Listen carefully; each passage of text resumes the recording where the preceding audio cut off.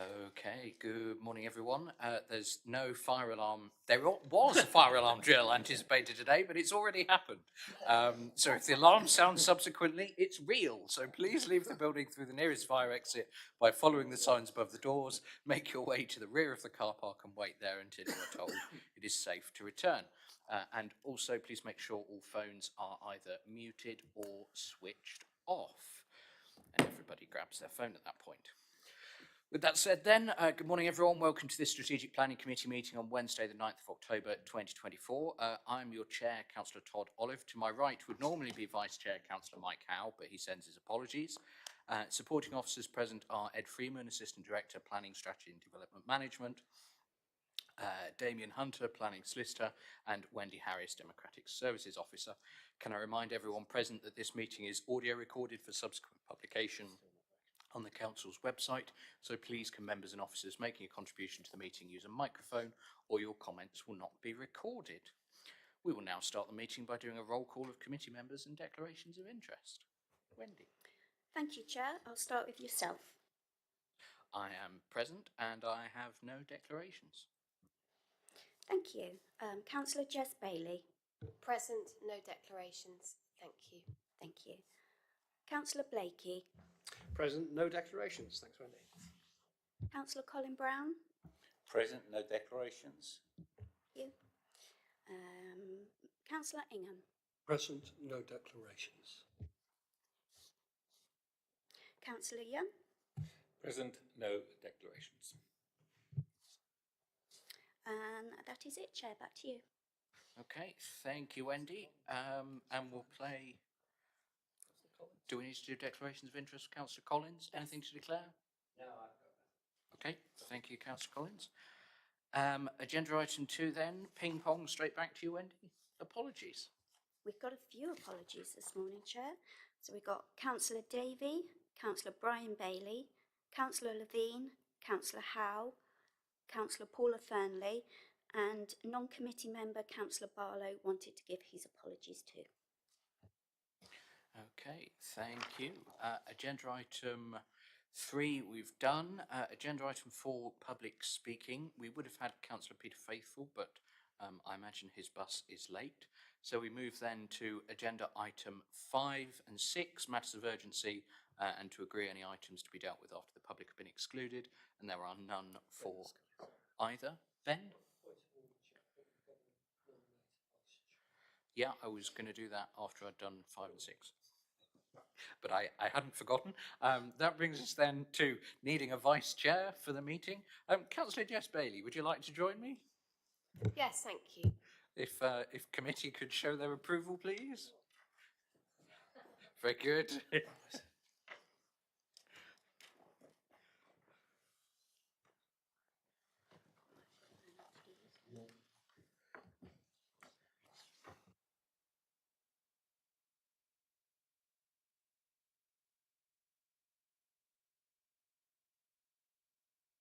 Okay.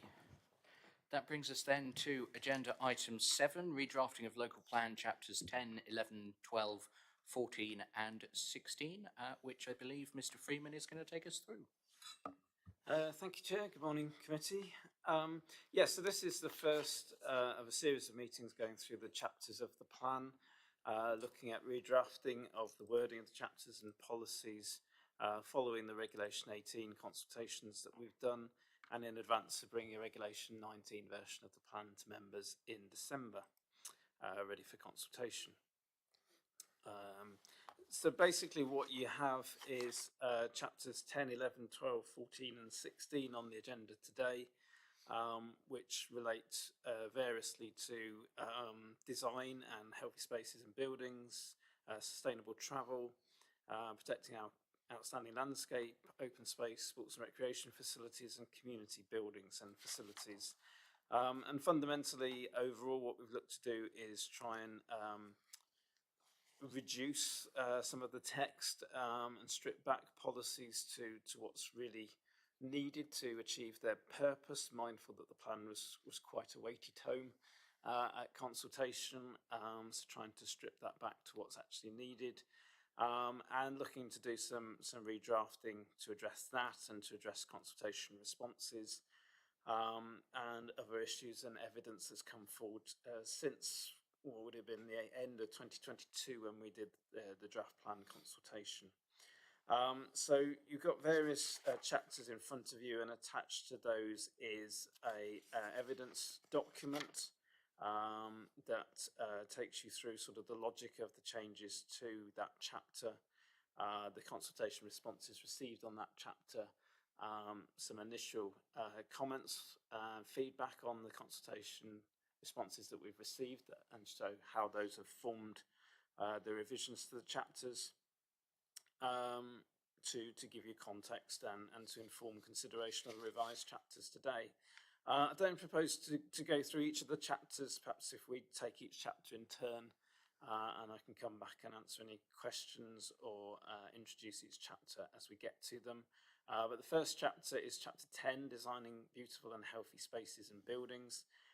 There's relatively few amendments to this chapter in reality, as you'll see through the audit trail document as well, that's attached as Appendix B. The changes are really just tidying up wording and some slight changes here and there to drafting, but the intent and wording is largely as it was in 22 at the Reg 18 consultation.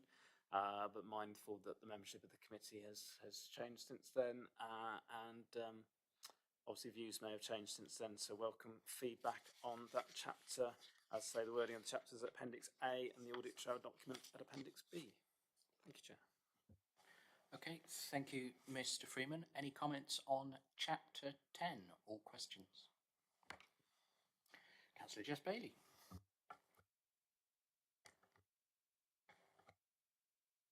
Thank you. I think that when we're looking at the special qualities and key characteristics of the area and respecting them, there should be reference to rural and wooded, because I think that at the moment it particularly talks about historic and architectural character and urban form, but I think that we need to value our rural and wooded landscape too, and I think there should be reference in this this policy to that. Please. Any issues with that, Mr. Freeman? No, I would just ask, is there a specific point in the chapter's text that the council would like to see amended to address that? I'm looking at policy DSO1 and subsection 3, where we talk about the distinctive historic or architectural character of the area. I think we should be referring to woodland and rural character as well. Please.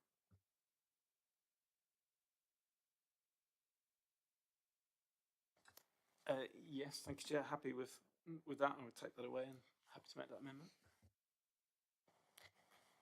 And a second point, which is that when we look at impacting the amenity of occupiers of adjoining residential properties, one of the things that I've always found really difficult has been that we don't provide any set rules about distances between residential properties. So it's always very much relying on the officer's like general assessment, and other local authorities have specific policies which say we won't build closer than X or Y. And I think that that's really important, and I think that we tend to look too much at overlooking rather than the perception of encroachment and properties being too close together. So I appreciate that at the moment we're probably not going to be able to develop a policy on distances, but I think that we should have some ancillary planning document that sets out what our approach is, because certainly where I live, the separation of properties is typically quite far. But I feel that sometimes the officers apply separation policies that are much more appropriate to urban context, to where I live, which is quite rural. So I really do think that having just a general comment about the impact on the amenity of occupiers is not enough, and we should be being more specific through a policy.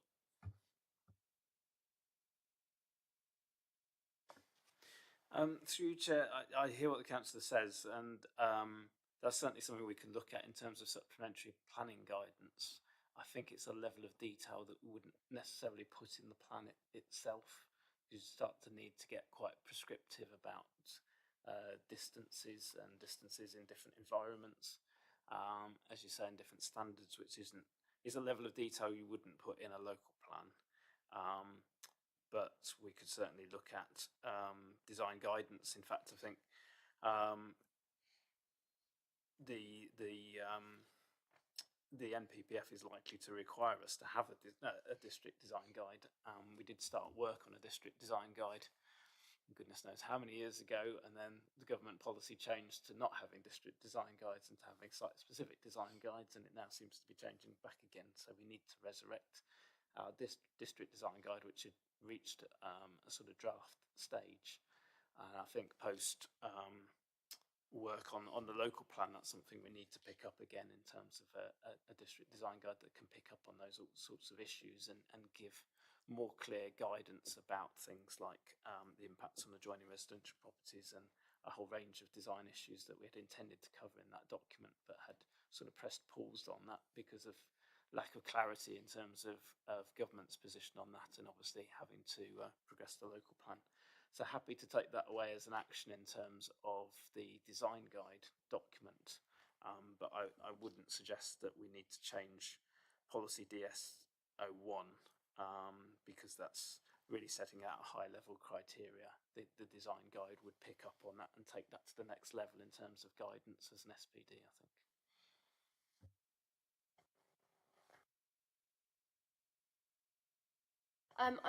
Yeah, what I would say to that is, how do we then ensure that that's actually binding on, because obviously there'll be a gap, won't there, between when this local plan and then development of any local design guidance, and should we not be referring within our local plan to the design guidance, so that going forward, because I'm just worried with the guidance, it may be just disregarded and be treated as guidance only, rather than if we put something in our local plan that says the amenity of occupiers or of adjoining residential properties and specifically refer to design guidance in there, then we can make it binding going forward.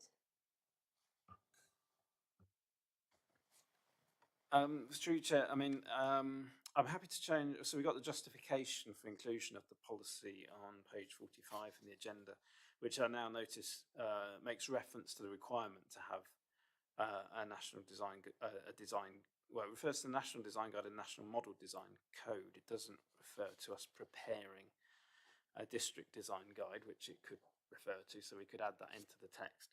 Once we've done that, it would be a supplementary planning document, so it would be a material consideration on planning applications and would carry substantial weight in that process. I think that would be the way of dealing with that. But if members are happy to add to the justification text to make it clear that we would be preparing a district design guide. Okay, thank you. Councillor Young, then Councillor Ingham. Thank you, Chair. Yeah, I do have some support to what Councillor Bailey is saying. I think DS01 does start the ball rolling with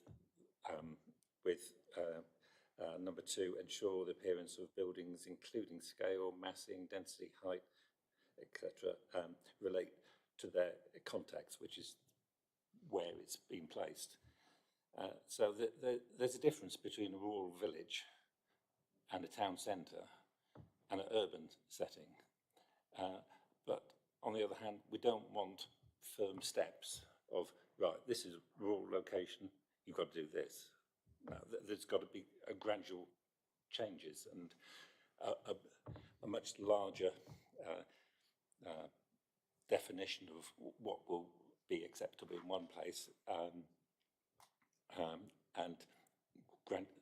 and how it will fit in with the other locations, such as conservation areas, such as villages.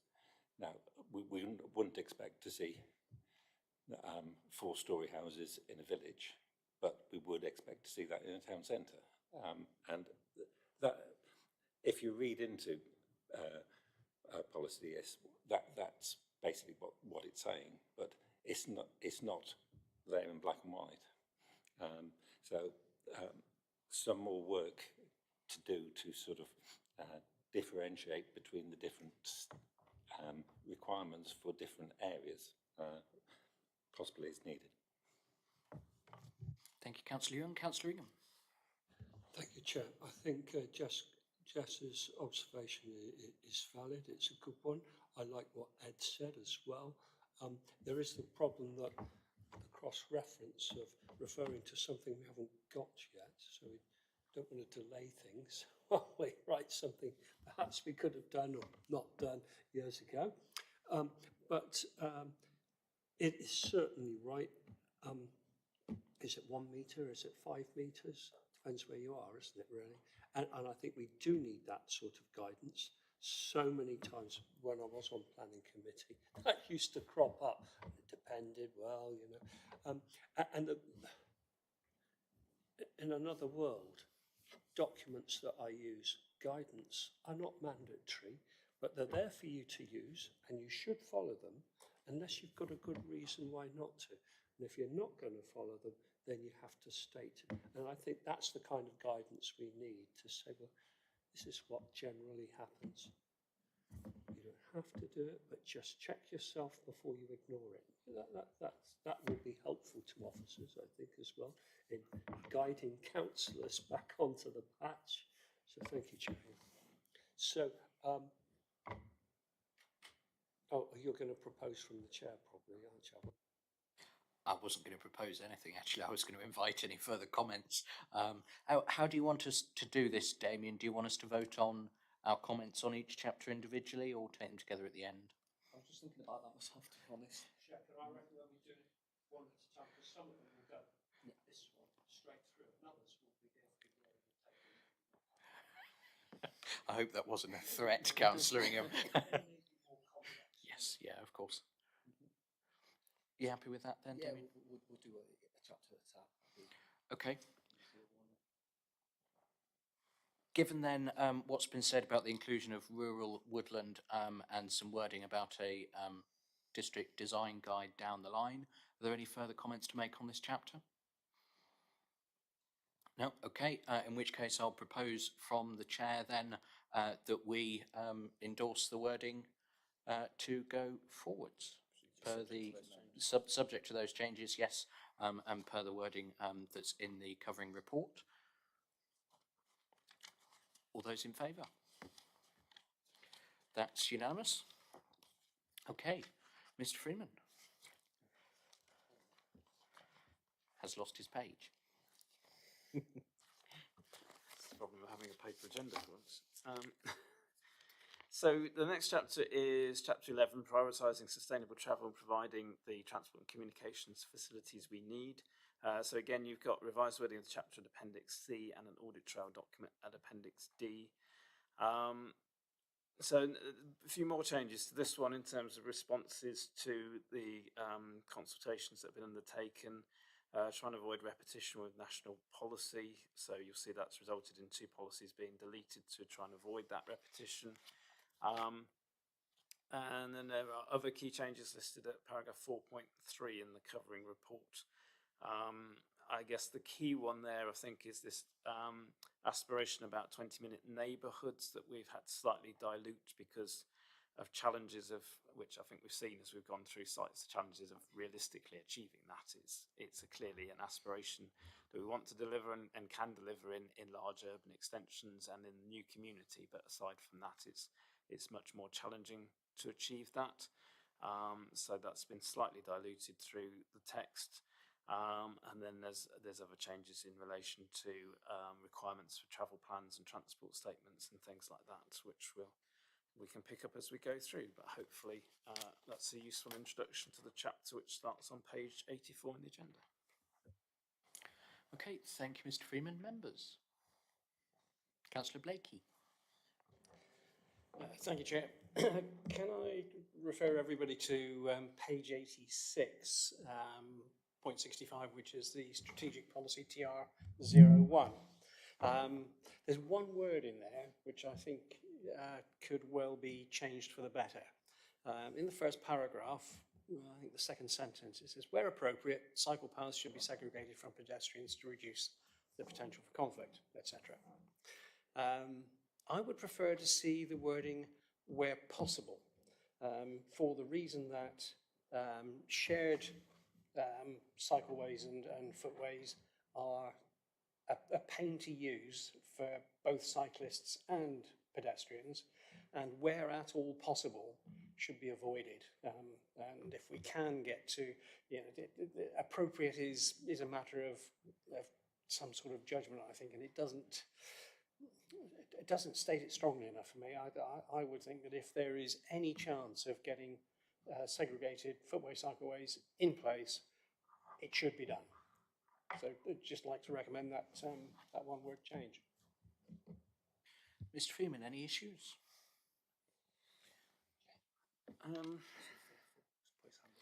Just thinking through the implications of that. I mean, I agree in principle. I'm just thinking about all of the different users of cycle lanes and pedestrian routes, and frequency of which you might have sort of families with young children on bicycles and things where you might want pedestrians and cyclists sort of sharing the same route rather than it being segregated. I think when we worded that, we were thinking, as we've done at Cranbrook, you've kind of got different types of cycle lanes. You've got more kind of direct commuter routes where you've got people travelling at speed on cycles where it's more important that they're segregated. And then you've got sort of leisure routes where you might have families where some might be walking, some might be cycling, where it's perhaps more appropriate to have a more informal arrangement, I would suggest, between the pedestrians and cyclists. So I think the use of the word appropriate was looking at those different circumstances and thinking through, well, there might be circumstances where actually it might be more appropriate to have a more informal division than a formal one. So I think that's why we've used the word appropriate there. I'm just thinking through whether or not, rather than just changing that word, there's a way of making that distinction, I suppose, between sort of commuter routes and leisure routes in the way we've tried to, I think, more at Cranbrook, which Councillor Blakey will be familiar with. So happy to take that way to think about it. I'm not sure that change in itself would not cause further problems, but some clarification of that might be helpful. Councillor Blakey, what do you think? I fully understand where Mr. Freeman's coming from on this, but I think for me the distinction is to separate cycles being ridden at, if you like, a speed and manner that is intended to get the user from A to B as reasonably as quickly as possible, and those who do, particularly with young children, take the kids out for a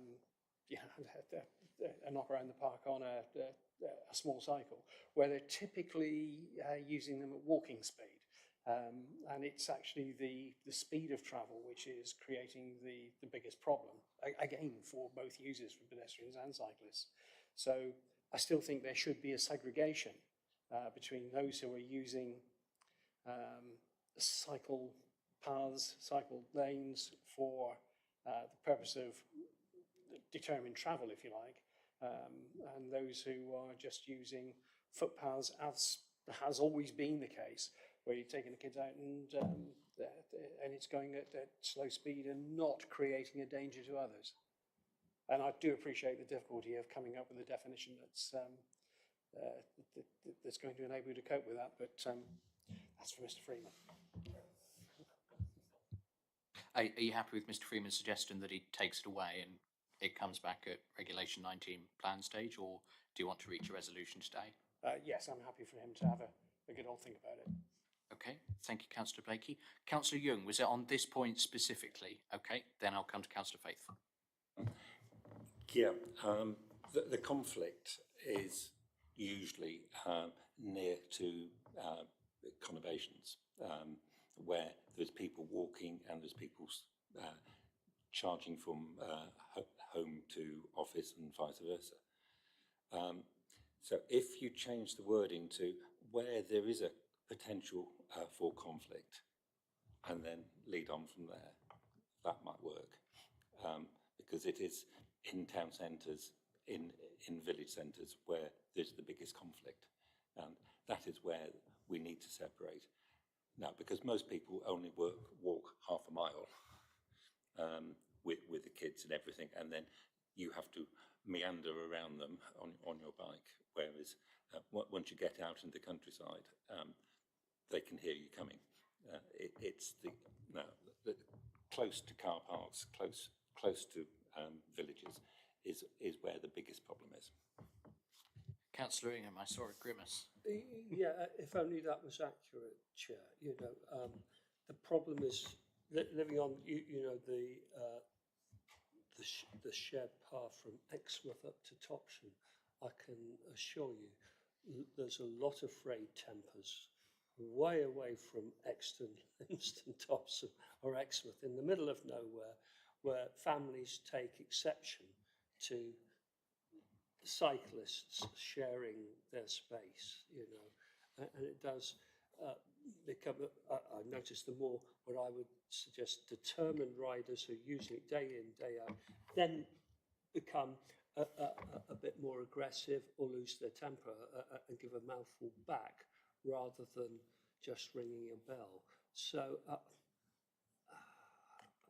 I think where it's a heavily used routeway for pedestrians and cycles, I think it's still relevant, you know, that there's still that fractious behaviour on both sides through shared territory, where if there is space, we can accommodate it. If there is space, you know, to do that. It's very difficult. You have to then go and study each routeway, don't you, and check it. Thank you, Chair. Okay, thank you, Councillor Ingham. Councillor Faithful, did you have any declarations? Not that I'm aware of. Okay. Floor's yours. I think most of what I was going to say has been covered, but as a cycle user myself, the issue of splitting pathway tends to get a bit of a mess when people lose track of which one's which, or people just wander all over them anyway. You've just got a white line down the middle, and for me, if I'm going somewhere with any sort of welly behind it, you just get back on the road, because it is ridiculous being on cycleways, and unless, as Councillor Ingham has just said, and when you're out in the open countryside, then it's different. I think it was Councillor John, but you know, once you start getting it, particularly in Cranbrook, is you're jumping back and forth off the road and on the road, because you're getting pedestrians. So whether there's some way of putting a speed limit, but even then, when you're on a bicycle, very few people have a speedo on the bicycle to have any idea what speed they're doing.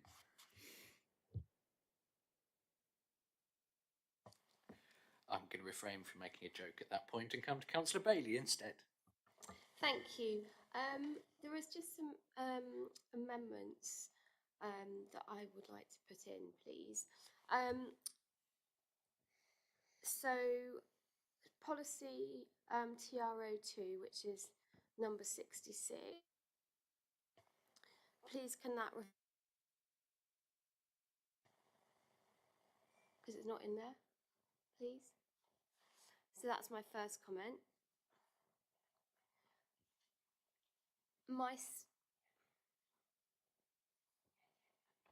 Is it? I missed it. No, sorry, I was just asking where in the policy would it be? Is I assume under A, strategic cycle Yeah. network routes. Yeah. Exactly. So that was my first comment. My second comment was, I think you've given an explanation about why you feel that not to be too specific for when transport assessments and transport statements are required.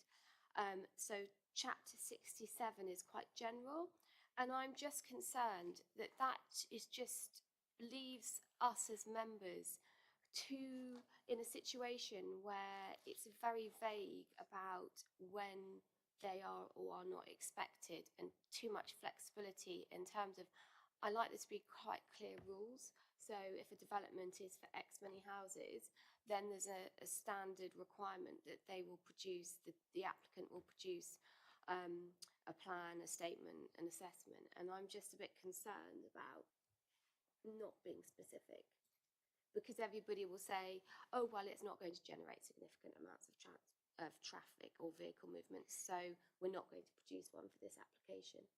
So that was my second point. I've also got a few comments from Councillor Davey, which I agree with, and that is about battery charging for bikes. And I think there's a perception in here that all cycle batteries can be removed for charging. I understand from Councillor Davey that's not the case. Some have integral batteries, so secure charging should be considered. And I'm not quite sure which section that comes from in the chapter. And the final thing on transport is that there's reference to cycle routes in new sites, and Councillor Davies says great, but they need to be connected to existing routes, so that should be the aim wherever possible.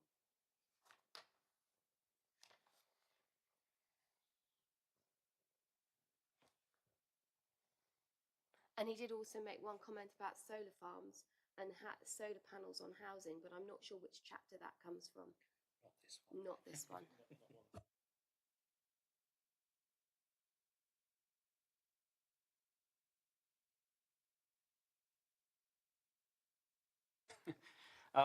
I can check what requirements we had in for travel plans, transport statements and transport assessments. I think part of the thinking was that we almost slightly tie ourselves in knots by setting a standard in a plan that's potentially got a lifespan of 15 years, with lots of different types of development then coming forward that we might not have envisaged at that point needing to trigger those things. You end up going into quite a lot of detail to cover it properly.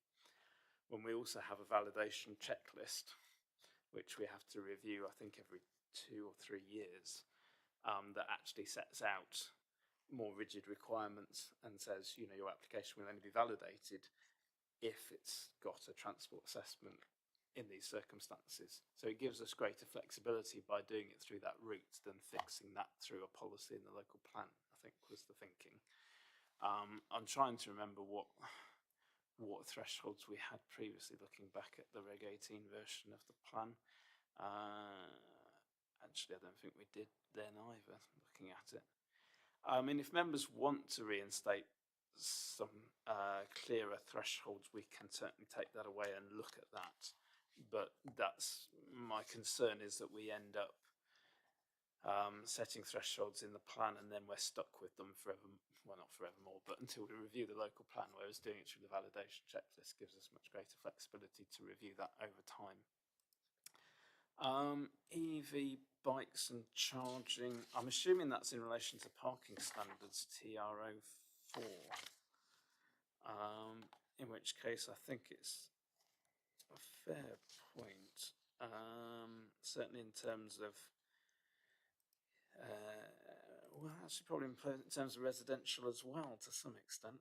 I think I'd have to take that away, but I think it's a fair point in terms of charging facilities. I'm wondering about cars as well now, looking at it. If we've covered charging facilities for cars in that.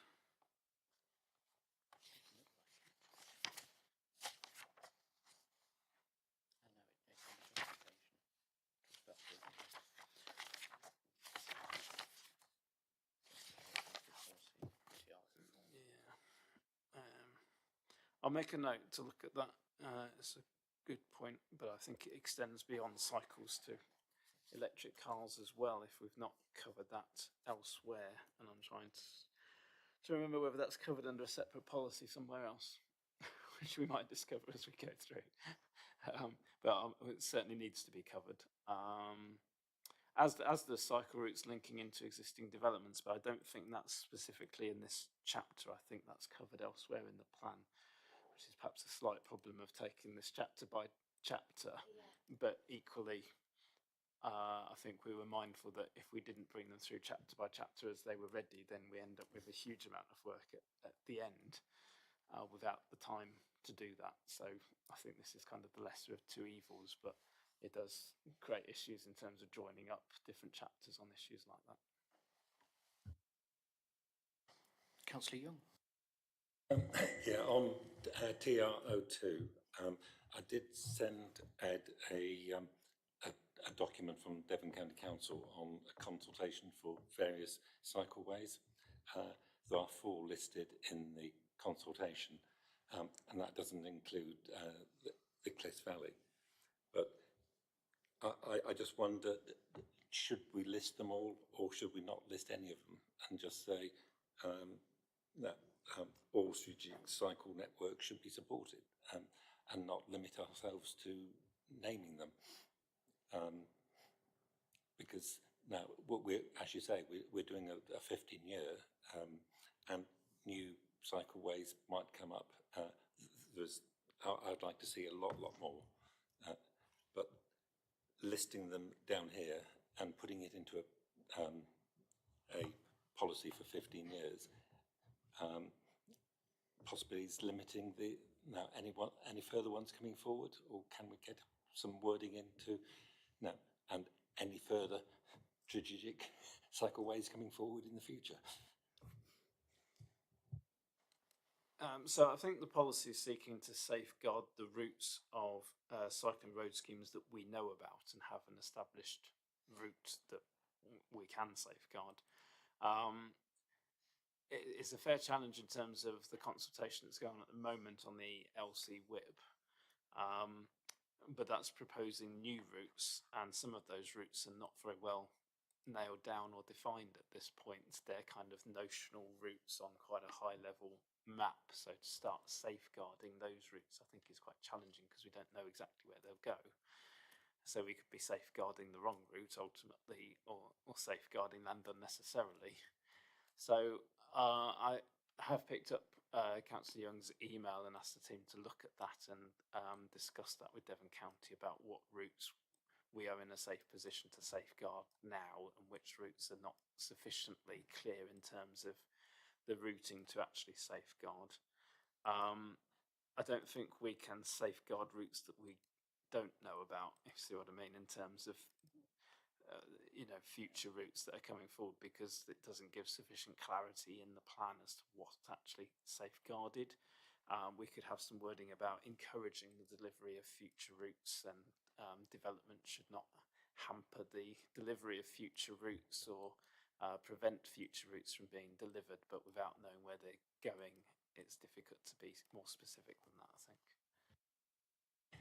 Yeah, that would be encouraging. Good.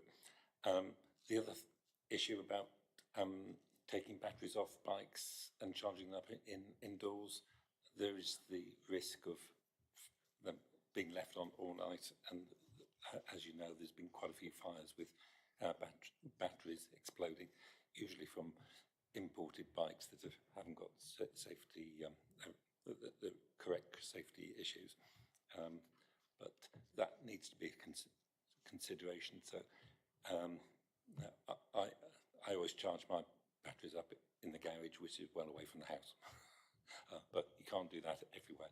Can we all charge our batteries in your garage, Jeff? Yeah, but now to encourage everyone to take their batteries indoors to charge them possibly is not the best thing to do.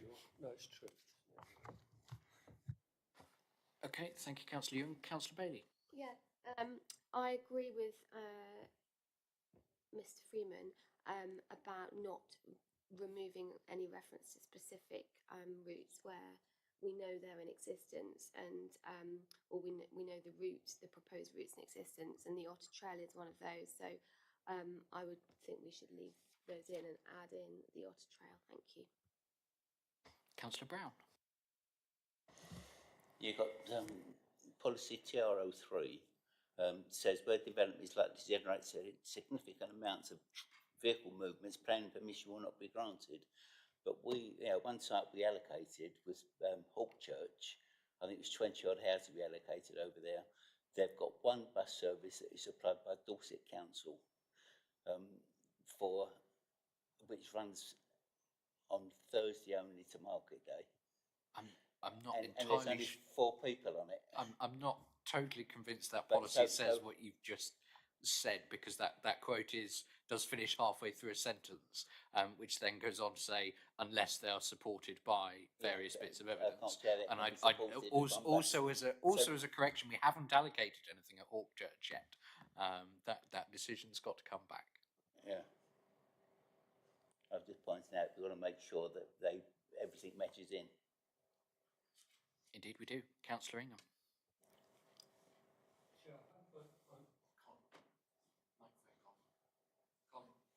Oh, sorry.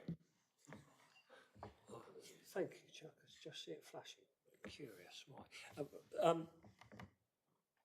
Noting what's been said already, is now an appropriate time to propose this chapter as accepted? I had a point, and I think Jeff's just indicated he had a point as well. Oh, right, because we've got a lot to do. No, we've got a lot to get to. I'm conscious of that. I wanted to go back to TR02 point B1 and ask why the words "as necessary" are in there in relation to passing loops, given that they're not for any of the other types of forthcoming improvement. I think that's because we wouldn't need passing loops at all of those locations. Or what we're needing is a solution that requires adequate passing loops along the route, but without the words "as necessary," that makes it sound like we're safeguarding passing loops at Axminster, Honiton, Wimple and Cranbrook. Sorry, Wimple to Cranbrook. So that sounds like 3 passing loops. But I appreciate we may only need 1, 2, however many it is, but do we still not need to safeguard all of that land until such a time as we know, which, given Network Rail, could be 15 years? Yeah, I take the point. Yeah, we need to make sure we're safeguarding land at them all, but that if one of them comes forward and satisfies the need, we are no longer safeguarding the others, if you see what I mean. I'll take that away. But yes, I get what you mean. Okay, thank you, Mr. Freeman. Councillor Young, did you have any further points?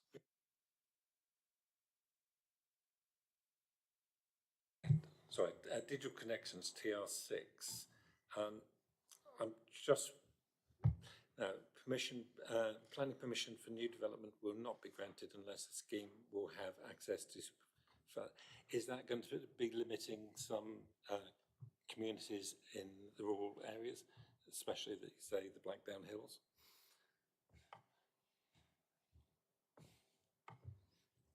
Well, maybe that's the right thing. That's the whole point, isn't it?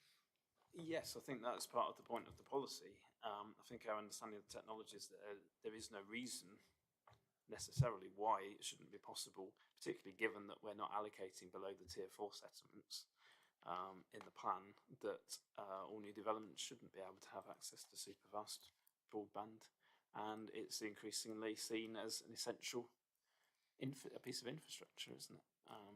So yes, the intention, I think, is to try and ensure that all new developments have access to superfast broadband. I think most, if not all, of the Tier 4 settlements already do, so it should be achievable. I think I'd agree with that. It's just taken us 7 months to get our fibre line put in, and we're in a Tier 4 village. So, yeah, absolutely endorse that. Jeff? Yeah, just coming back on that will limit a new house being built, at a farmhouse, replacement farmhouse and stuff like that. So, and I know a lot of farmhouses haven't got broadband at the moment. I can understand it for substantial development not being allowed because it hasn't got broadband. But if a house on its own in the countryside with justification will not be allowed because it hasn't got broadband. But the person who owns that house might not want broadband, if you see what I mean.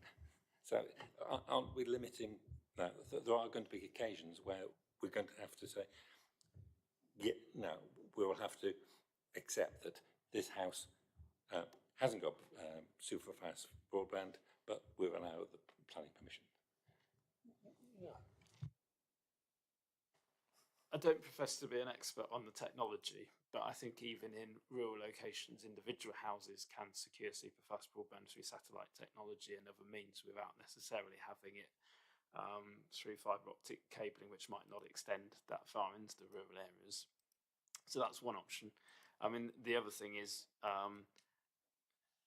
as much as we should be adhering to policy, there can always be exceptions and departures from policies in exceptional circumstances. For example, if there was a need for an agricultural workers dwelling in a particular farm location, which for technical reasons couldn't have super fast broadband, but because of the nature of their occupation and their lifestyle meant that that wasn't so important to them, if they're working on the farm and have less of a need perhaps for compared to other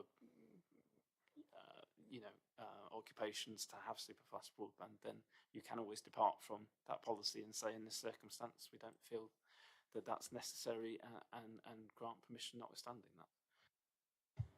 that. Therefore, should we not be putting in new housing or dwelling development?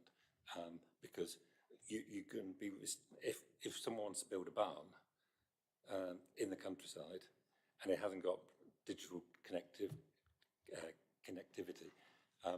you're going to refuse it because of that. So that doesn't make sense. Now, some development in the countryside doesn't need digital connectivity. I can certainly see that it's only buildings that are going to be occupied, either for residential purposes or as someone's place of work or something like that. Obviously, if it's a cattle shed, it doesn't. It's not going to need to have super fast broadband. So I'd take your point. It does currently say for new development, so a tweak to the wording there would be appropriate. But I wouldn't want to dilute the policy and start putting in circumstances where we wouldn't require it. I think it's clearer if we have a definitive policy and then in exceptional circumstances depart from it. But I will look at tweaking the wording to make it clear it's developments that will be occupied by humans. Yeah, I've just got this vision of this cow making phone calls. Well, I look forward to the Wi-Fi for cattle movement showing up to the Regulation 19 meeting in a few weeks' time.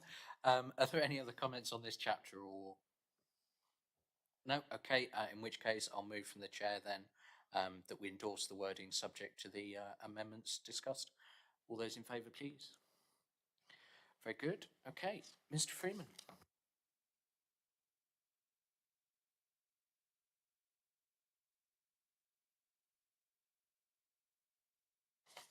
Thank you, Chair. The next chapter is landscape, I'm being told. Where are we? Caring for our outstanding landscape. Yes, so you have a redrafted chapter Appendix E and an audit trail document at Appendix F. Obviously, very important chapter in terms of protecting what makes East Devon so outstanding as a place to live. To a large extent, so you have some quite key policies around coastal preservation areas and the green wedges within that chapter. As it says in the covering report, boundary lines will be reviewed in line with the consultation feedback and the further Regulation 18 consultation. So don't necessarily have those today, but the wording of the policies is all there for members to comment on. And there are also policies in that plan about other issues relating to contamination, control of pollution and agricultural land. So welcome members' feedback. I suspect this might be one of those chapters that takes a bit longer that Councillor Ingham mentioned earlier. Members? Go on then, Jeff. First of all, we need to change the map on page 150 where it says AONBs, but I'm sure that someone's going to pick that up. With regards to coastal preservation areas, I really don't think the strategy is strong enough. I've been reading up on these policies and looking at other areas, and one area I've looked at is Timbridge, which we actually with the ex-estuary, we look down onto ex-estuary and Timbridge looks the other way onto ex-estuary. So it would make sense that what they are looking at and what we are looking at should be possibly mirrored. I would like to know that their policy in their 19 presentation is far more detailed, and seeing that we've got green wedges, which we're told that an inspector might not like. We should be putting more effort into beefing up the coastal preservation areas. Now, Timbridge have changed the description to undeveloped coast, and our strategy before did say undeveloped coast and coastal preservation areas, but we've dropped the undeveloped coast. And Timbridge have done the other way. They've dropped the coastal preservation area, and undeveloped coast is how they lead on. And if you look at their policy, I feel that we should be almost mirroring theirs, seeing that we took most of the measures from a Devon Landscape Policy Group, which was done about 15 years ago, but the importance of the coastal areas and how it appears is very, very important. Thank you, Councillor Young. I think Mr. Freeman is currently Googling the Teambridge local plan. So if we give him a moment and come to somebody else for comments. I saw Councillor Ingham first. Thank you, Chair. Just on this principle of coastal preservation areas, I suggest we have to be mindful just how relevant that is to the status of our coastline having a heritage coastal area, along the length of East Devon's coast. So that is of primary importance. So it's absolutely essential, in my opinion, that we back that up with our local documentation on, within a local plan to get that absolutely right. And I'm minded to say that Jeff's right on this one, and we should be doing some benchmarking and come back on this particular part of the chapter again, and so that Mr. Freeman can say, yes, I've done that benchmarking, done some changes, and without doubt, we've got one of the best coastal preservation area definitions you could have, which supplements the fact that we've got a heritage coastline in East Devon to an extent no one else has, which is desperately important to our communities, particularly along that coast. We really have to get that right. I'd like to come back, Chair, on other items here, but for that, I think it's essential that we exhibit best practice, don't you, Jeff, on that definition? It has to be absolutely right. Thank you. Councillor Bailey. Thank you. I would like to see added in at policy OL1, which is in box 74, where we say important natural and man-made features which contribute to the landscape character. I think we should also, and it lists topography, field boundaries of rural buildings, etc. I think we should make specific reference to trees and woodland in there, please.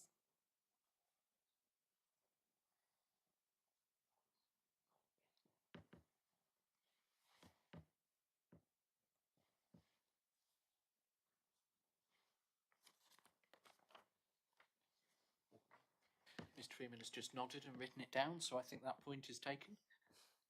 Any other comments?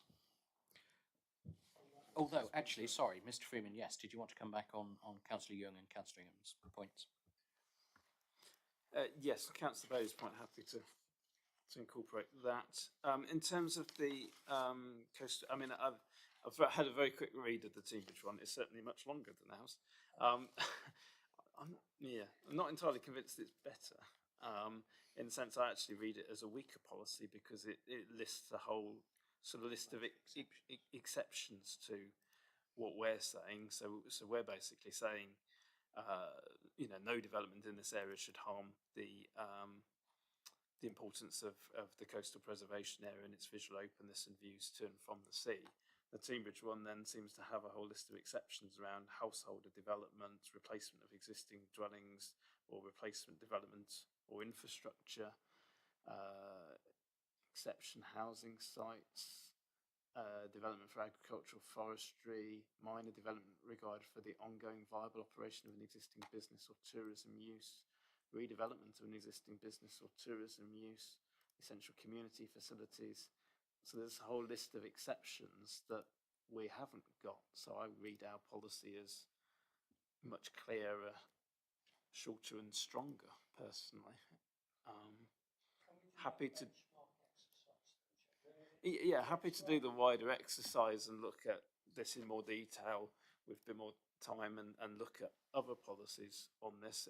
I suspect we probably already have, and it's just not here, but we can bring something back that kind of explains our thinking. But in my experience, sometimes the most concise policies can actually be the strongest and most effective. The more it's watered down with caveats and guidance, the more unclear and difficult to enforce they can become. I agree with Mr. Freeman. Other comments? Councillor Blakey. Thank you, Chair. I'm jumping ahead now to policy OL6 regarding what is appropriate development. Point D, I think there's a typo in there because it doesn't make sense as written. The replacement of a building, providing the new building is in the same, and I think what's meant to be said here now is or a preferable community used location and not materially larger than the one it replaces. I think is just the one word missing, or is there something else that, because I can't make sense of it as it is. There's definitely a word missing. I don't know if it's that one, but we'll see what Mr. Freeman thinks.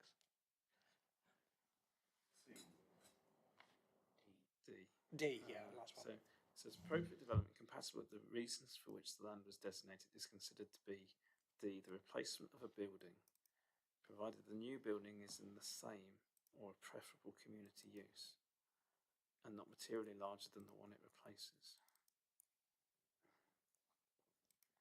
So it's appropriate to replace a community building, preferable community use. Provided the new building is in the same or preferable. No, that makes sense, doesn't it?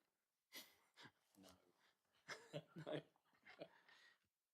I think we're trying to say you can replace a community building provided the replacement building is for the same or a preferable community use. And yes, the fact it's causing this confusion suggests it needs clarification. I'll just take away an action to clarify it. Is it possibly that the end bracket is in the wrong place and it should be where the comma is?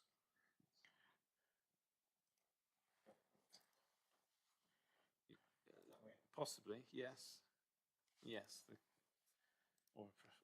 Yes, that might help. I'll take that away. Thank you, Councillor Blakey. Also says materially. Your microphone, Councillor. Sorry, Chair. I'm sorry to interject. I didn't catch your eye first. I apologise. Well, it's saying not materially larger. Do we really mean that? Because usually that's part of the thing, isn't it? That you need to enlarge. That's part of the thing, but not substantially. You know, not out of keeping with the main building. That's what you really mean, isn't it? Appropriately. Appropriate. Because materially is black and white, isn't it? Really, a bit too harsh. Thank you. Okay, I think that particular sentence will be looked at, safe to say. Councillor Blakey, did you have anything else to say, or just that one? No? Okay. In which case then I'll look for other hands. Councillor Young, more to say? Somebody's microphone is on. It's Councillor Ingham. Going back to the coastal preservation area, I've been asked by the Parish Council, Woodbury Parish Council, to review the area proposed behind Lympstone going up to the common. Could we perhaps discuss boundaries when we have the maps in front of us? Because we can officers do, need to. I didn't want to let it slip. Yeah, no, I saw that email from the Woodbury Parish Clerk yesterday as well. I think the issue is that we don't yet have the boundary maps because the Regulation 18, Supplementary Reg 18 consultation feedback hasn't been worked through yet to complete those revisions. Not completely, no, we're working through that at the moment, and we need to bring the plans that show all of these boundaries, the coastal preservation areas, the green wedges, the settlement boundaries, etc., all to you, and that is part of the programme of meetings coming up. I would flag up, as I have to Councillor Young before the meeting, that obviously we've consulted on the coastal preservation area boundaries, and we didn't consult on the option that's now being presented, I think, by Lympstone, so that may cause us some procedural challenges if members did want to make changes to that. But perhaps in the first instance, as the Chair suggests, if we bring that as part of the discussion about the boundaries, and it would also give our landscape architects an opportunity to go out and have a look at the issues raised by Lympstone and see if there's a technical justification for even including that area, so we can properly advise committee when it comes to considering that. But we will talk about it. Okay, any other comments on this chapter? Councillor Bailey. Thank you. I just want to talk about green wedges. I think policy OL5 is okay, I think. But then the justification underneath seems to kind of undermine the policy. So particularly, for instance, the economic growth in the green wedge, where it talks about, so if you ignore reference to existing buildings, it basically says economic growth in the green wedge is encouraged. And I'm not sure that that's actually what the policy says, because the policy is saying the restrictions on the green wedge and the strict rules in circumstances in which building can take place in the green wedge, and yet in the justification it talks about effectively promoting economic development in the green wedges. So and I think the policy is okay, although I'll be interested to hear what other people think about it. But I'm always nervous about just referring to coalescence of settlements, because I would like to be 100% clear that we just don't want encroachment, not just coalescence, but we don't want encroachment at all into the green wedge. And I'm not sure, I think it's okay, but I would prefer there to be a reference to encroachment in that very first paragraph. Thank you.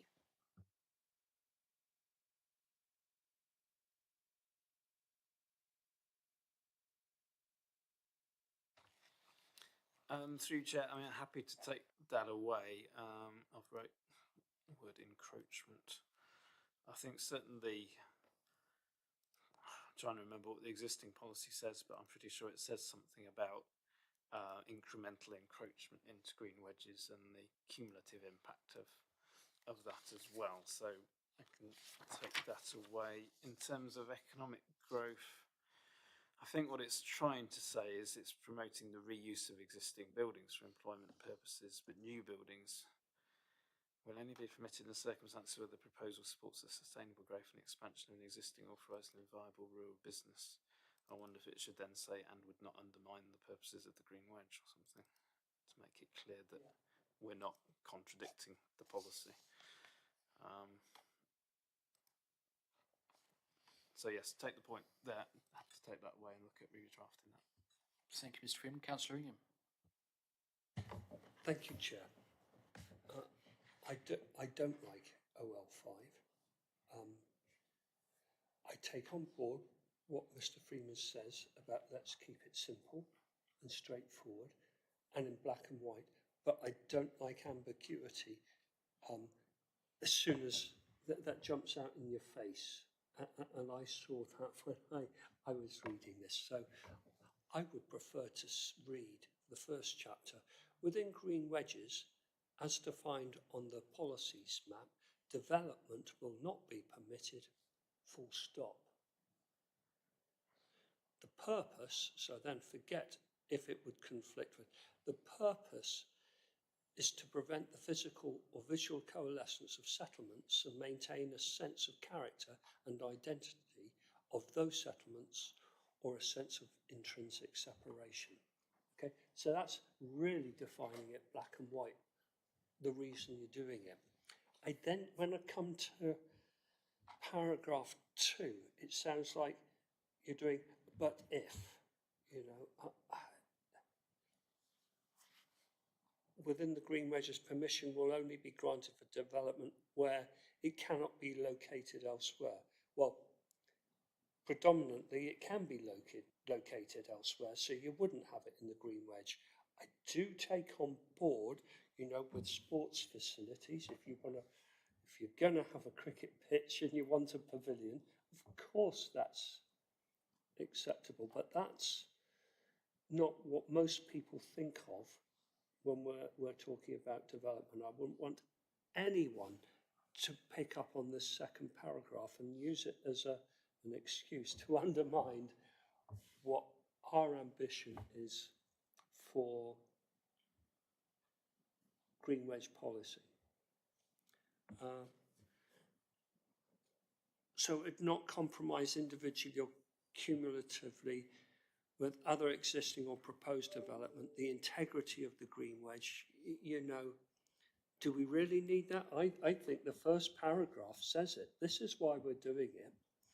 And yes, there will be the exceptions like pavilions.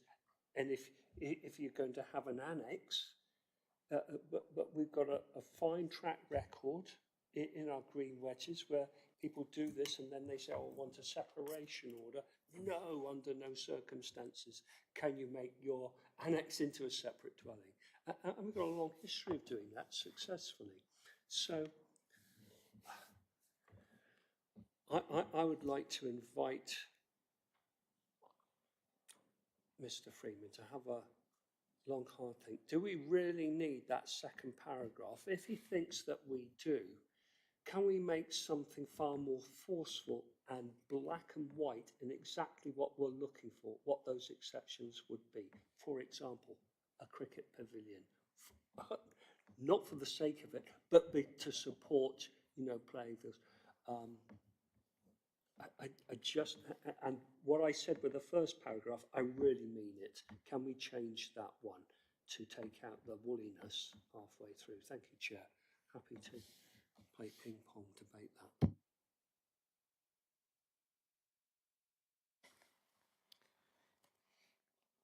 Well, I'd urge caution in terms of changes to the first sentence. It sounds like we're literally wanting to put a moratorium on development in green wedges, and I don't think that would stand up to scrutiny at examination. I think we have to be clear about the purposes of the green wedges and preventing development that would undermine that. But to just say no, I mean, that there's development that could take place in those areas that wouldn't harm the physical or visual coalescence of settlements or harm the sense of character and identity of the adjoining settlements, and therefore why would we be resisting that?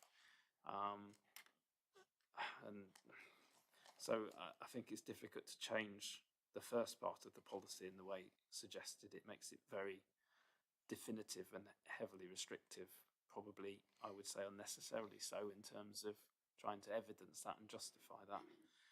The second part of the policy I'm less precious about. I think it's there for clarification purposes, but when I look back to the policy that we've got in the existing plan, it's literally one sentence. It just says, within green wedges as defined on the proposals map, development will not be permitted if it would add to existing sporadic or isolated development or damage the individual identity of a settlement or could lead to or encourage settlement coalescence, which is essentially what the first sentence in this one says. So if members want to stick to that sort of wording and not provide the clarification in the second paragraph, I'm less precious about that really. The first part sort of says the important bit. I think I'd be happy getting rid of that second section. He says, looking to members. I will come to you in a second, Councillor Ingham. The other point, just to pick up from that wording, I like the bit about not adding to existing sporadic or isolated development within the green wedge, which I think is something we've lost with this new wording. So I wonder if we could bring something back along those lines. Councillor Young. Yeah, now, within green wedges, it makes sense that a pavilion could be built if there was a cricket club within that area, or a football pitch. Also, it would. I think we've allowed things like stables to be built in green wedges, and possibly barns. And as you know, a barn can be converted after 10 years to be a house. So how can we prevent that within our policies? So if someone thinks, oh, I'll build a barn and then in 10 years' time I'll make that into a house, and then get around the rules that way, because that has been done in some green wedges that I know of.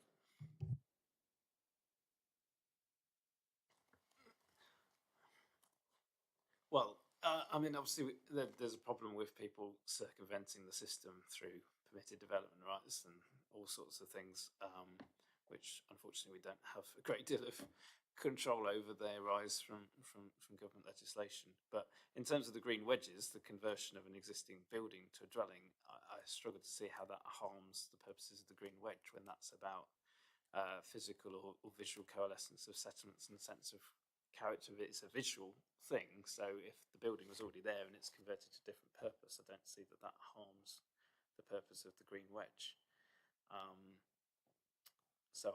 But I can see there are other issues with that. Obviously, if people are building barns under the guise that it's needed for agricultural purposes and then converting it later, having had no intention of ever using it, or then there are wider issues there. But I don't think it is necessarily a green wedge issue.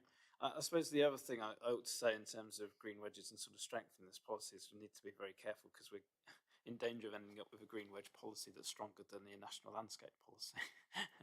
When, as I've said before, national landscapes are significantly more important in terms of a sort of hierarchy of designations. This is part of my concern with Councillor Ingham's original suggestion about making it quite definitive, no development in green wedges. Even the national landscape policy doesn't say that. Councillor Ingham.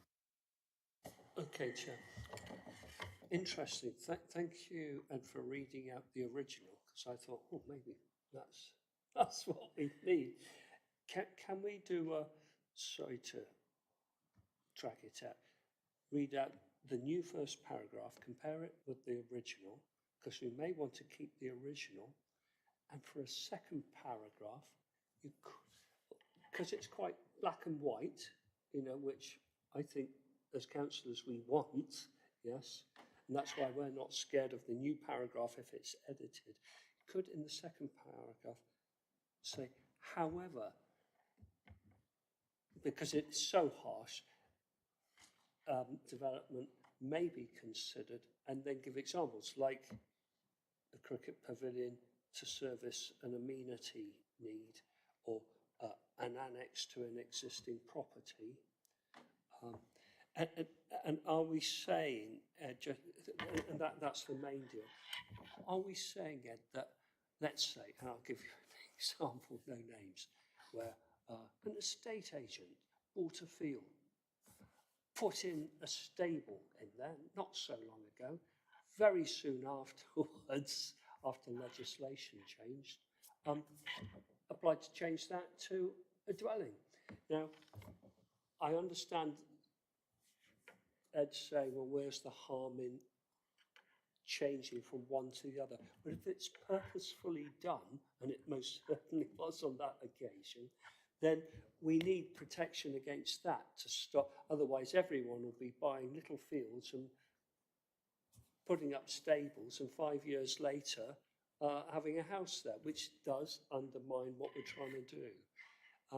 So that's like a second point. Can we go and can we double check what we had before? And is that amenable to you in preference to changing the first paragraph? Can you just read it, what it has currently? So read out what's in the current local Yes, plan. yes. Okay. Should we just go to HDMI 2 or whatever? Put it up on the screen. Oh yes, good thing. Wendy? HDMI 2, please.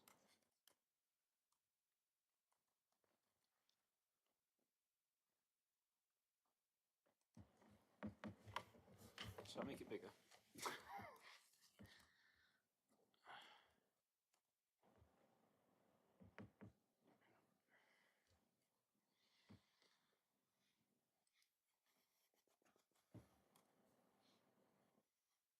So that's the existing wording.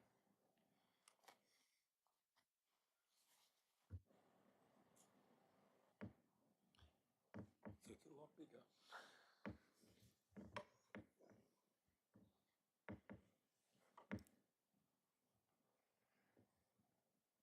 I think that's quite clear, Chair. The problem is, once we started engaging in this emerging plan, through the officers, we were questioning this and say it's not strong enough. It has worked for about 30, 40 years. So I understand that Mr. Freeman's pointed out to us that, you know, an inspector may not agree. We got away with it so far, and yeah, the inspectorate have supported us on appeal decisions where we've cited green wedges, haven't they? Even though the officers, I noticed, weren't particularly strong on defending it, we have won at appeal.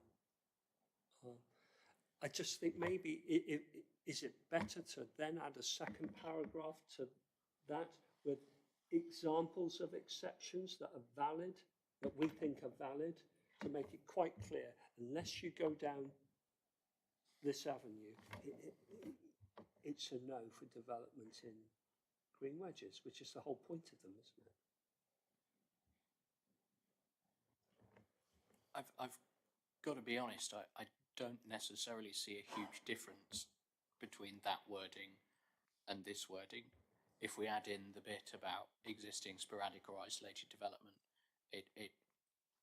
it's not word for word the same, but to my mind it certainly reads as saying the same thing.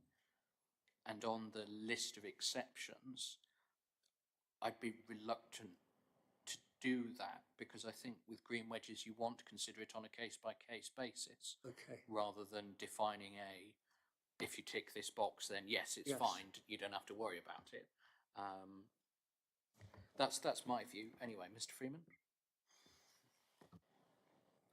I mean, I'm not precious about the specific wording. I take the point about adding in reference to sporadic or isolated development as from the existing policy. As has been said, I think essentially the first paragraph in the new policy and the old policy say essentially the same thing, Why just did in you slightly change it different then? ways. I don't know, to be honest. I think We did um, ask you, I we- know we did ask you to. I mean, if when members want to carry over the old policy, I'm not precious about it. I think officers have tried to just yes, I suppose expand on the wording and provide clarity, but perhaps, as we said already, perhaps adding wording doesn't add clarity. It makes it more open to interpretation. I certainly think adding in examples, I wouldn't recommend doing that. I think that also adds ambiguity if we start doing that. Then Chair, I'm interested to know what the committee think. Is that are we better off keeping the old one? Mr. Freeman's telling us that he doesn't want to tamper with the first paragraph. He's happy to delete the second paragraph of the new one. So I'm minded to keep the old one then under the circumstances. What does everyone else feel? Councillor Bailey, while I type well, something up.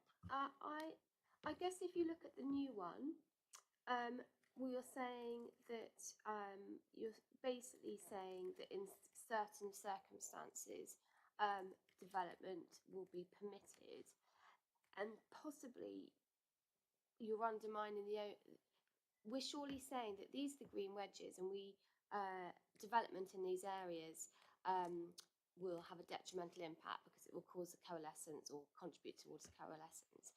But by saying,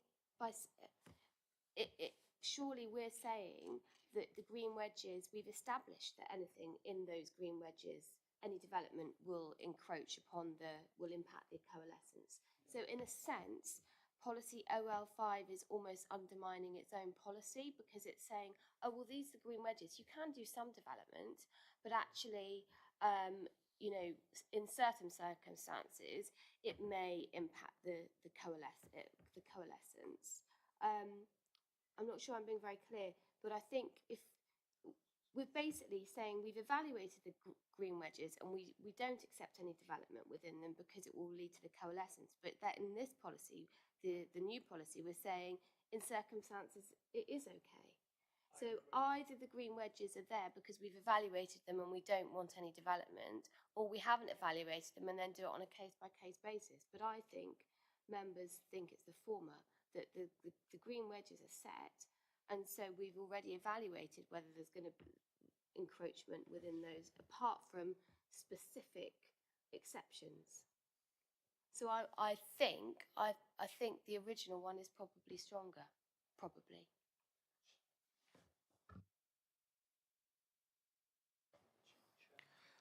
So the thing I was just typing there is the original plus a few words from the new that I quite like. So what I would be proposing is to take the original, but add before the word identity, character or, and then at the end of the sentence. Sorry, Jess, say again. So before the word identity at the end of the second line, to add two words character or, such that it reads damage the individual character or identity of a settlement. And then at the end to add some clarification to could lead to oral, visual or intrinsic, to be clear that it doesn't necessarily have to be that which can be seen. Chair, also, Microphone, Councillor. thank you, Chair. Jeff just whispered, and I think he's absolutely right. It says that, strategy 8, development in green wedges. That's for a start. Red rag to a bull, isn't it? It should be protection of green wedges, or just green wedges. It is just green wedges in the new plan, yes. Yeah. Okay, so in principle, are we happy with that original wording with the changes that I've just mentioned? I will email that to you, Ed, but are we happy with those? Okay. Are there any other comments? I'm sorry, Ed. Are there any other comments on this chapter? Councillor Blakey. Yes, let's go ahead. To OL9, control of pollution. I'm not sure that it's quite strong enough on a couple of points. I would prefer to see wording in point A. It says pollution of the atmosphere by gas or particulates and so on. I think it should be of the atmosphere or environment generally, including the built environment, because it's not mentioned there. What I'm thinking particularly is with regard to pollution by all those things which are listed, but also untreated sewage. I think we have a major problem currently in East Devon as well as the rest of the country, and I'd like to see that specifically addressed. I'm going to have to come back to Mr. Freeman to play around with the wording, but I think you get the idea.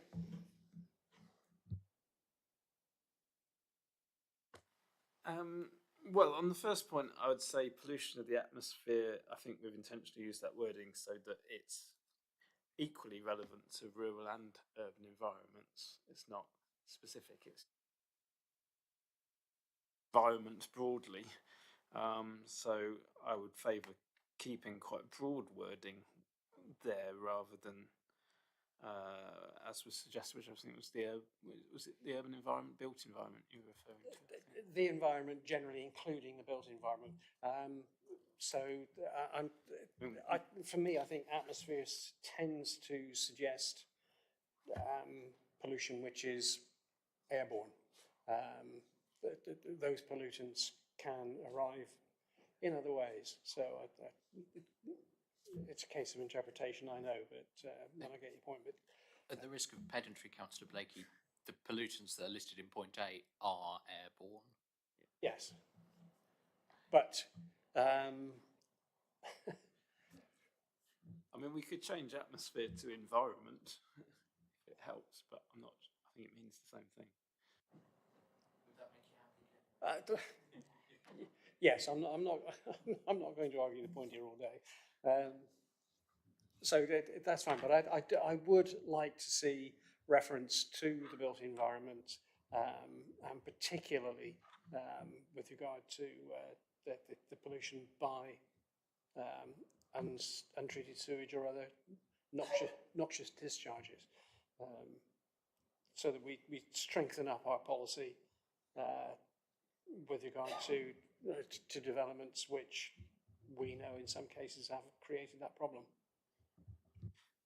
Yes, so on the second point, I think point B has again been written quite broadly to cover all pollution of surface or underground waters, and then it goes on to list rivers, other water courses, water bodies and wetlands, because that pollution might not just come from sewage, it might come from other sources. So it's been written more broadly to cover a wider potential eventualities. Whether there's merit in putting in specific reference, such as, for example, from untreated sewage or something, we could potentially do, but as I said, I think in response to one of Councillor Ingham's questions on the Greenwich thing, I don't tend to put examples in policy wording, because by putting examples, the parties may argue we're excluding all other examples. So by being that precise, you're potentially excluding others. So I think that's why it's written as broad as it is, but happy to hear other views. I mean, personally, I can't see the harm in saying, for example, by untreated sewage. I think given the importance of the issue at the moment, it's important that we mention it in the policy. Perhaps if we give that as a point of feedback, and you can take it away and work it in a way that doesn't undermine us unintentionally. Councillor Young. Yeah, I just wonder, seeing that we've had the Natural England comment on various policies and the Environment Agency have commented on various policies, have South West Water come back on anything? I would need to check. Should be in the attached topic paper. I'll have to come back to you. Okay, any other comments on this chapter? Councillor Bailey. Development on high quality agricultural land, OL 10. How do we? I'm never quite sure how we know what grade agricultural land is, where we find that, how it's objectively assessed, or obsessed. I'm interested in this policy because I'm not always clear what or how we establish that. Mr. Freeman, I think I'd be right in saying there's a assessment document by DEFRA from, is it 1988, that governs that particular element? Yes, so there's a high level DEFRA assessment. I'm not sure how old it is, but it's certainly old. That we have as a layer on our GIS mapping system, and it's very high level, but basically shows us an estimation of agricultural land quality across the district. It's a guide more than anything. We tend to use it to flag up where, if our data shows that it's grade 1, 2 or 3A, then it flags it up in our minds that it's an issue. And generally what developers are expected to do is do an up-to-date assessment of the soil conditions on that site themselves for our assessment, so that we have up-to-date data.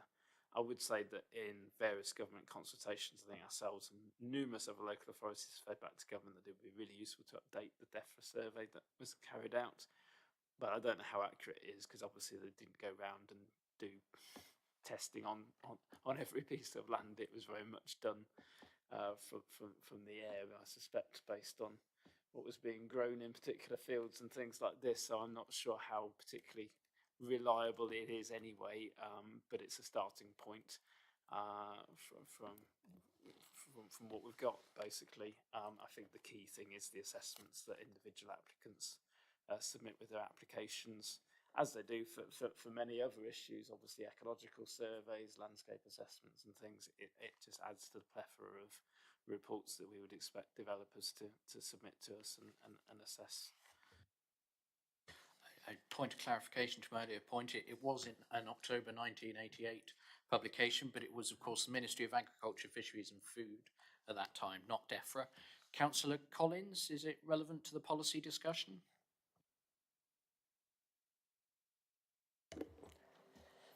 DEFRA came round to me, or probably Ministry of Agriculture, and you couldn't refuse it. The man came to the farm and he had a shovel and a bucket, and he went round my fields and he dug a hole with a spade to see what the soil and subsoil was like on each field round the farm. And that's how they graded the land out. If you look at various road plans, you'll find that there is a DEFRA report or a Ministry of Agriculture one, there always used to be anyway, and that would grade all the land out.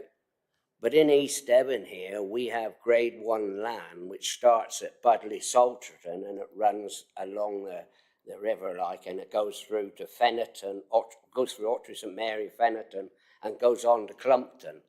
That is mainly grade 1 in the centre of East Devon, and of course you have a lot of grade 1 down near Exeter. Thank you. Thank you, Councillor Collins. Okay. Councillor Ingham.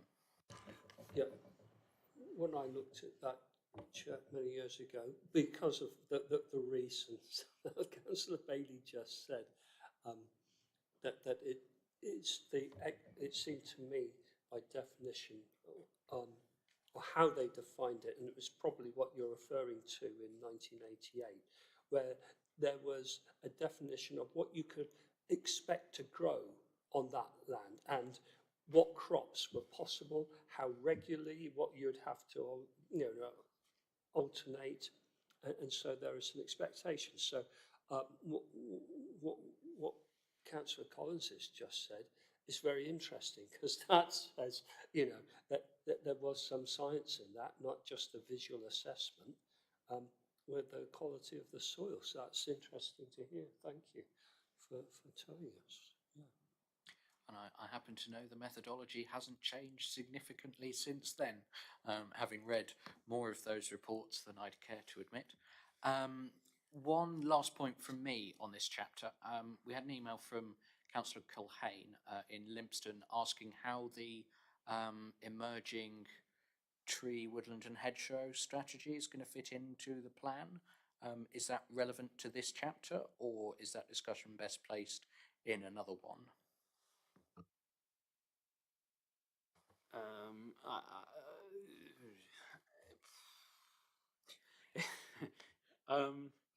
Trying to think what's in the other chapters. I think this is more broadly the landscape. I think there's a policy about protection of trees specifically in another chapter, so it probably more relevantly falls into there. But it's a good point that there should be reference somewhere to the crossover to the tree strategy. So I will make a note to ensure that that is covered, but I think there's a impact of development on trees policy elsewhere in the plan. Because this is more broadly about landscape and the environment. While I'm speaking, I might just pick up on Councillor Young's inquiry about the control of pollution policy and comments from the Environment Agency. If you look in the appendix, whatever appendix it is, sorry, surface, yes, it was surface water. I think the answer is that surface water haven't commented. But there are comments from the Environment Agency and Natural England in there that support the policy broadly. They've suggested some tweaks which we've undertaken, but I don't think we had anything from Southwest Water. So just coming back on the tree strategy point, appreciate the protection of trees might be elsewhere, but in terms of strategically linking, creating new green corridors, all of that kind of stuff, that strikes me as more of a landscape function than a kind of a design and tree protection issue. Yes, and just thinking back to our discussion about policy OL1, I think I took away an action to add in reference to trees and woodlands in there, which might actually provide a hook to then include reference to the tree strategy in the justification for that policy. Which might be a way around this, because that policy talks quite broadly about landscape features, of which obviously trees are a key component. So yeah. I'll, if members are happy, I will take away an action to add reference to the tree strategy in the justification for that policy. Brilliant. Thank you, Mr. Freeman. Would just be a shame, given that we have the Devon strategy and our own emerging one, for it not to be in there. So thank you, Councillor Culhane, if you're watching, for mentioning that one. Any other comments on this chapter? No? Okay, in which case I'll move from the chair then that we endorse the wording subject to the recommendations and changes discussed. All those in favour, please. That's unanimous. Okay. Is there another chapter to go through, Mr. Freeman? There are a couple. Oh, there's chapter 14, isn't there? And 16. Do we want just a quick break before we do those two? Yeah, okay, in which case we'll reconvene at 5 to 12.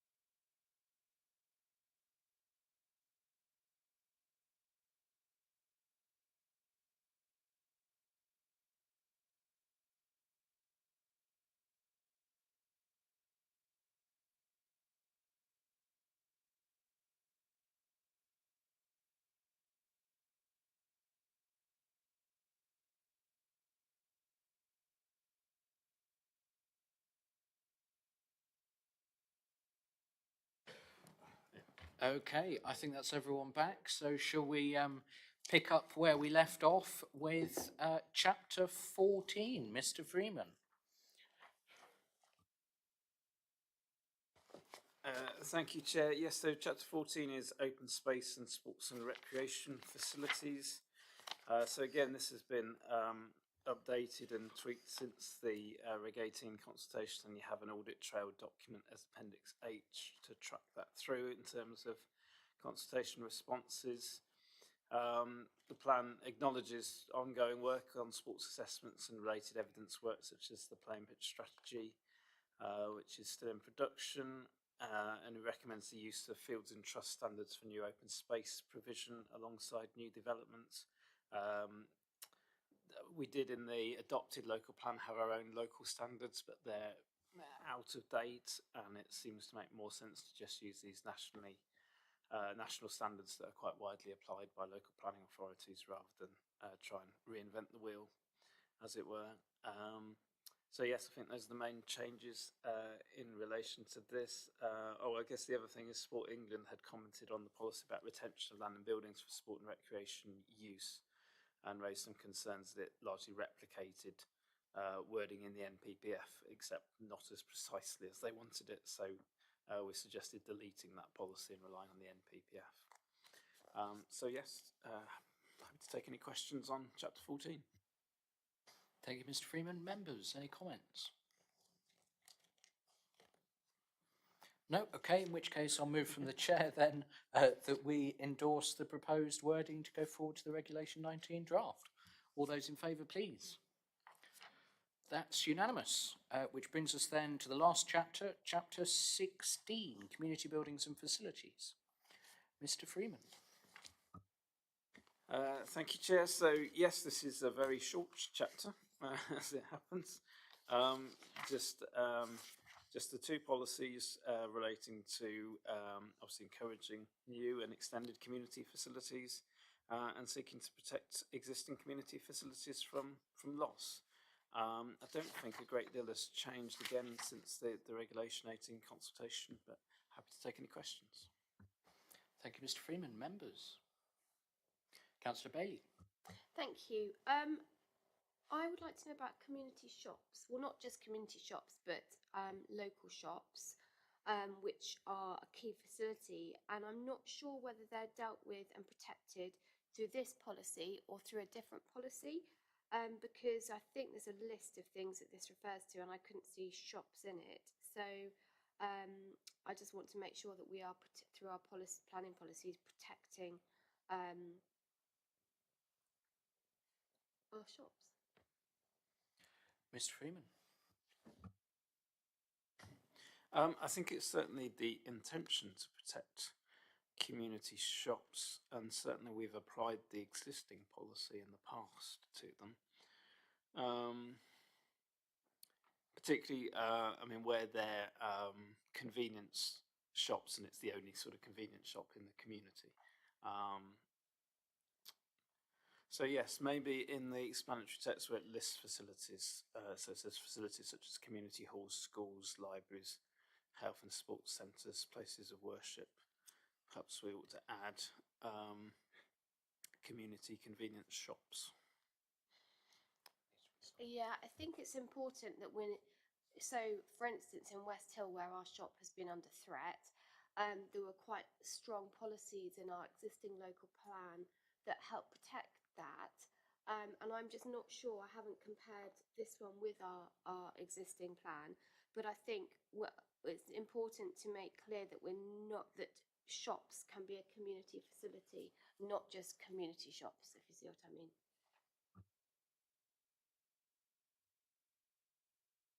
Yeah, and I think the wording of the text of the policy, which would be CFO2, loss of community facilities, is quite strong in terms of preventing the loss of facilities.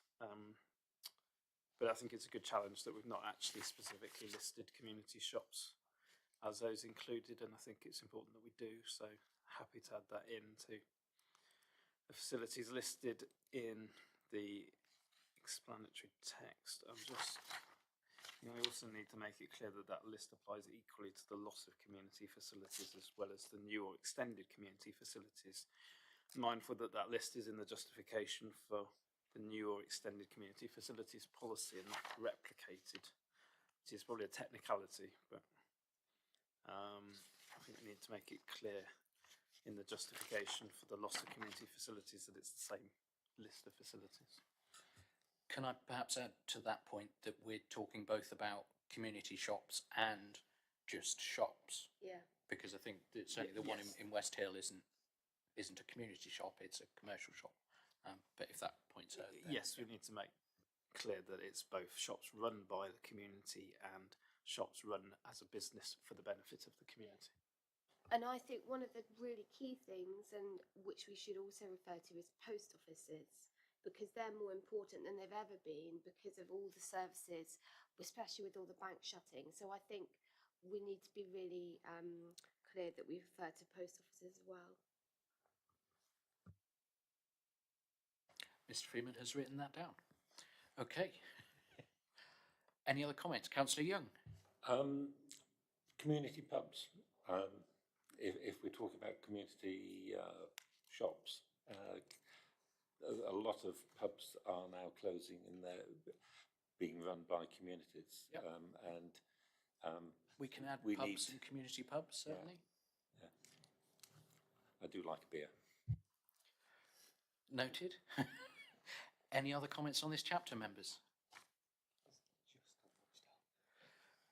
Okay, in which case then, I'll move from the chair that we endorse the chapter wording subject to the amendments discussed. All those in favour, please. Okay, thank you very much, members. The last thing to do today is the item that I missed at the start of the script, which was agenda item 1, minutes of the previous meetings held on the 3rd and the 11th of September, which Mr. Hunter quite rightly pointed out I had accidentally skipped over. Members, were there any comments on either of those sets of minutes? They are a bit lengthy. My only question was, Mr. Freeman, are we sure that the recommendations recorded therein are the same ones the committee agreed? Do they match up with your list? Yes, Chair, in checking the minutes, I have checked against the records I was keeping as we went through, so I am 99.9% sure that they're accurate. Okay. I checked them as well, yeah. Okay, Mr. Hunter's checked them as well. Okay, I think we'll take that as read then. In which case, just a show of hands then to endorse those two sets of minutes, please. Yeah, there we go. That's carried. Okay, done what I needed to. Very good. Okay, in which case then, I think that's everything for today, members. Thank you very much.